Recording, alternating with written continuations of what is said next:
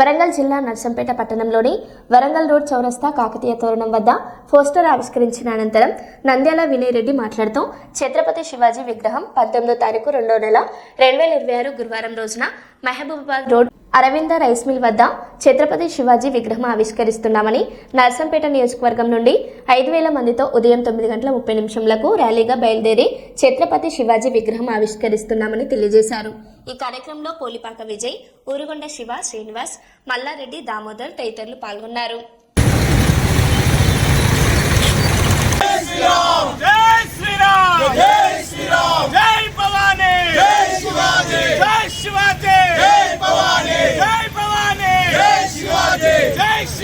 నమస్కారం.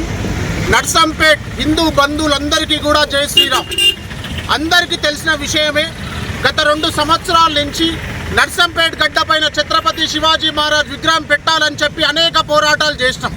ఆ పోరాటాల ఫలితమే ఫిబ్రవరి 19 రోజు మనం ఛత్రపతి శివాజీ మహారాజ్ విగ్రహ ఆవిష్కరణ నర్సంపేట్ గడ్డపైన చేయబోతున్నాం. నేను నర్సంపేట్లో ఉన్న హిందూ బంధువులందరికీ కూడా చెప్పేది ఒకటే, ఇది నా ఇంట్లో ఫంక్షన్ కాదు, నాకు సంబంధించింది కాదు. ఇది హిందువుల ఆరాధ్య దైవం ఛత్రపతి శివాజీ మహారాజ్ జయంతి కూడా అదే రోజు.